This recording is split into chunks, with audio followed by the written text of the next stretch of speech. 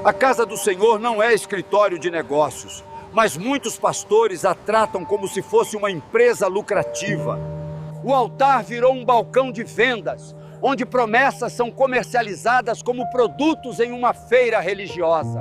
Pastores buscam lucros e contratos, mas esquecem que o reino não tem CNPJ, tem o preço do sangue de Cristo. A mensagem pura é substituída por discursos agradáveis, que mantêm auditórios cheios, mas almas vazias. Jesus nunca fundou uma empresa, ele fundou a igreja, mas seus discípulos agora buscam marcas e patrocínios. Muito em breve, ao entrar em uma igreja, ao invés de você ver a cruz, vai ver uma propaganda do tigrinho. O evangelho foi colocado em embalagens de luxo, mas dentro de muitas não há a vida e nem a verdade do Espírito.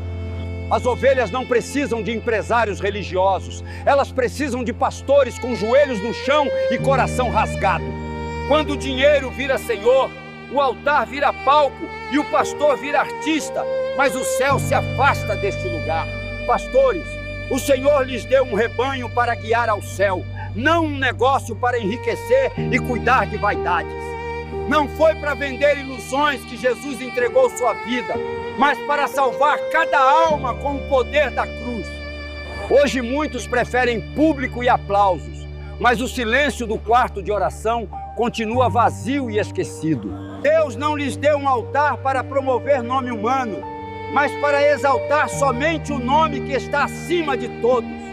A vaidade transformou mensageiros em celebridades, mas o Espírito Santo não habita em corações orgulhosos. As ovelhas carecem de pastores que chorem por elas, não de empresários religiosos que apenas lucram com elas. O chamado é guiar almas ao céu, mas o interesse de muitos se tornou garantir contratos e agenda cheia. A cruz foi reduzida a um logotipo, mas na verdade ela é caminho de morte para o mundo e vida para o espírito. Não há marketing capaz de substituir a unção, e não há luz de palco capaz de substituir a presença do céu. Enquanto muitos promovem suas marcas, as almas continuam se perdendo sem ouvir a verdade que transforma. Deus lhes pedirá contas de cada vida, e nesse dia o dinheiro e os números não serão escudo contra o juízo. Nos dias de Ezequiel, Deus levantou sua voz contra os pastores de Israel que se alimentavam das ovelhas. Eles se vestiam da lã, comiam da gordura, mas não curavam a ferida e não procuravam a ovelha perdida. As ovelhas estavam espalhadas pelos montes, sem pastor, e se tornaram presa fácil dos inimigos ao redor. Deus então declarou juízo sobre esses líderes, dizendo que pediria conta de cada vida que lhes foi confiada. Ele prometeu retirar suas ovelhas das mãos dos mercenários, e o próprio Senhor seria o pastor delas. O Deus vivo disse que buscaria a desgarrada, curaria a ferida, fortaleceria a fraca e julgaria as infiéis. Era um alerta claro: o altar não é lugar de exploração, mas de sacrifício e de cuidado com o povo de Deus. E hoje, assim como em Ezequiel, muitos ainda se alimentam do rebanho, mas não cuidam das ovelhas feridas. O Senhor continua dizendo que pedirá contas, pois o rebanho não é negócio, mas vidas compradas pelo sangue. Não siga um homem pelo seu talento, mas siga Cristo pelo seu sacrifício, pois Ele é o único Senhor. Não seja uma ovelha de palco, seja uma ovelha do pastor eterno, que morreu por você na cruz. O Evangelho não é um contrato de benefícios, é uma aliança de vida, fidelidade e rendição ao Pai.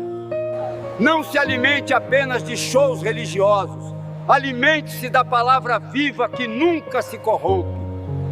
Não procure a aprovação do mundo, procure a aprovação do céu, pois somente Deus julgará sua vida. Ore pela igreja, para que seja casa de oração e não de mercado, casa de lágrimas e não de negócios. O pastor se orgulhava das luzes novas e do altar brilhante, mas as ruas estavam cheias de fome.